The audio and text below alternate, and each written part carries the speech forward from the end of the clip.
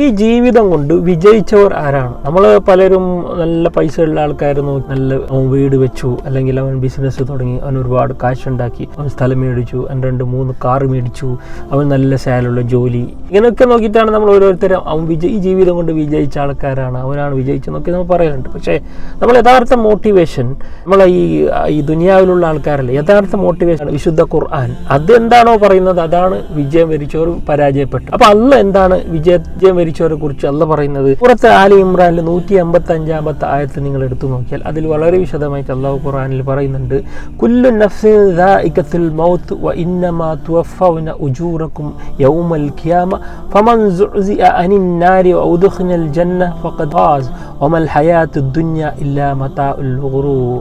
എന്താണ് ഇതിന്റെ അർത്ഥം? അല്ലാഹു പറയുന്നു, കുല്ലു നഫ്സിൻ ദാഇഖത്തുൽ മൗത്ത്, ഓരോ ശരീരവും മരണത്തിന്റെ രുചി അറിയും. ഇക്കുന്നല്ല മരണത്തിന്റെ രുചി, മരണത്തിനൊരു രുചിയുണ്ട്. അതായത് നല്ല മനുഷ്യന്മാർക്ക് നല്ല മരണം, എല്ലാ മലായിക്കത്തുകളൊക്കെ അടുത്ത് വരും, പെട്ടെന്ന് എൻ്റെ റൂഹ് കൊണ്ടുപോകും, സ്വർഗം കാണിച്ചു കൊടുക്കും, മരിക്കുമ്പോൾ അയാൾ നല്ല സന്തോഷം. നമ്മളൊന്നും ശരീരം അല്ല, നമ്മളകത്തൊരു റൂഹുണ്ട്, അതാണെല്ലാം കാണുന്നത്. ചിലപ്പോൾ ശരീരത്തിൽ പ്രകടനമാകണമെന്നില്ല.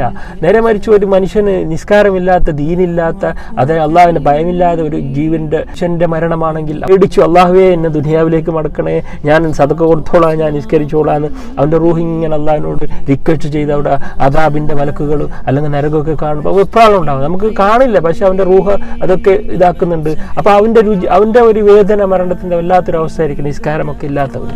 അള്ളാഹു സുബ്ഹാനഹു വ തആല തൊട്ടെല്ലാം നമ്മളെ കാക്കട്ടെ. അപ്പം പിന്നെ അള്ളാഹു പറയുന്നു, ഓരോരുത്തർക്കും അവനവൻ ചെയ്തതിൻ്റെ കർമ്മഫലം ഉയർത്തെഴുന്നേൽപ്പ് നാളിൽ ഞാൻ കൊടുക്കുക തന്നെ, അവിടെ ലഭിക്കുക തന്നെ ചെയ്യും.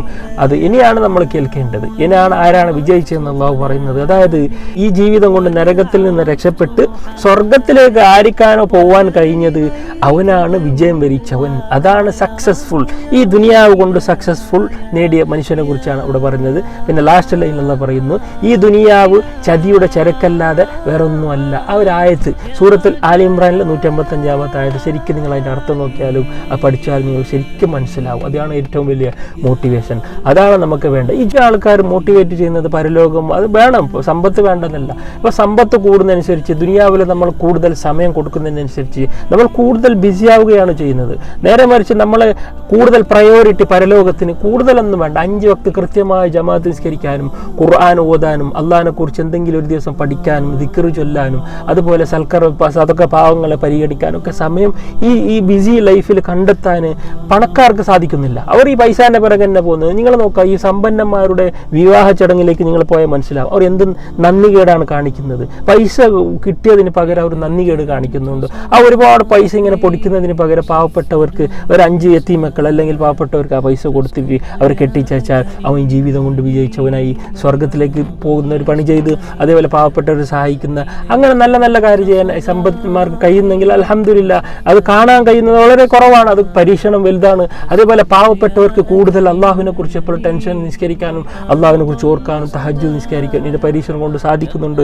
ഒരുപാട് ദുആ ചെയ്യുന്നുണ്ട്, നിസ്കരിക്കുന്നുണ്ട്. സമ്പത്ത് കുറവാണ്, സാലറി കുറവാണ്, പക്ഷേ അവൻ്റെ യഥാർത്ഥ ലക്ഷ്യം പരലോകത്തിലേക്കുള്ള എല്ലാ കാര്യങ്ങളും അവൻ ചെയ്യുന്നുണ്ട്.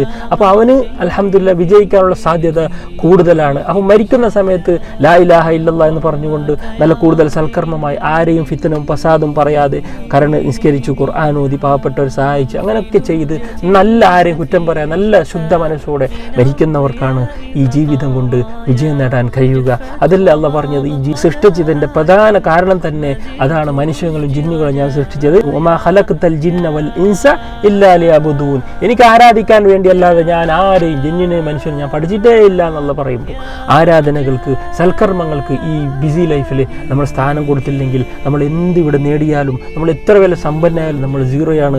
നമ്മൾ അള്ളാഹുവിൻ്റെ മുമ്പിൽ വിജയിച്ചിട്ടില്ല, ഈ ജീവിതം കൊണ്ട് വിജയിച്ചിട്ടില്ല. അതുകൊണ്ട് ലാസ്റ്റ് ലൈനിൽ അള്ളാഹ് പറഞ്ഞതുപോലെ ഈ ദുനിയാവ് നിങ്ങളെ ചതിക്കുന്ന ചരക്ക് മാത്രമാണ്. ആ ചതിയിൽ പെടാതെ ഈ ഉള്ള സമയം നമ്മൾ കൂടുതലും പരലോകത്തിന് വേണ്ടി സമയം കണ്ടെത്തണം. അപ്പോൾ നമുക്ക് എന്ത് ചെയ്യും? അള്ളാഹു പരലോകത്തിന് പ്രയോറിറ്റി കൊടുക്കുന്ന ആൾക്കാർക്ക് അവിടെ ദുനിയാവിലെ എല്ലാ ബിസിനസ് ആയാലും ജോലിയായാലും ടെൻഷൻ അള്ളാഹു കുറച്ച് കൊടുക്കും, വളരെ ഈസിയായി കൊടുക്കും. സമ്പത്ത് കൂടുന്നതല്ല നമ്മുടെ യഥാർത്ഥത്തിൽ സമാധാനം അല്ലെങ്കിൽ ഐശ്വര്യം എന്ന് പറയുന്നത്. സമാധാനം എന്ന് യഥാർത്ഥ സമാധാനം അത് മനസ്സിൻ്റെ സംതൃപ്തിയാണ്. മനസ്സിൻ്റെ സംതൃപ്തി കിട്ടണമെങ്കിൽ അള്ളാഹ് പറഞ്ഞതുപോലെ ജീവിക്കല്ലാതെ വേറെ ഒരു മാർഗവുമില്ല. നിങ്ങൾ എത്ര അള്ളാഹുവിൽ നിന്ന് അകലുന്നോ അത്ര അനുസരിച്ച് നിങ്ങൾക്ക് ടെൻഷന് കൂടും, മനസ്സമാധാനം കുറയും. അതുകൊണ്ട് നിങ്ങൾ ദുനിയാവിൻ്റെ പിറകെ ഇങ്ങനെ ഓടി നിങ്ങളെ വിലപ്പെട്ട സമയം പരലോകത്തിന് കൊടുക്കേണ്ട സമയം കളയാതിരിക്കുക. നിങ്ങൾ ഈ ദുനിയാവ് അള്ളാഹ് പറഞ്ഞതുപോലെ വഞ്ചിക്കാതിരിക്കട്ടെ. അള്ളാഹു എല്ലാവരെയും കാത്തുരക്ഷിക്കട്ടെ. ആമീൻ യാ റബ്ബൽ ആലമീൻ.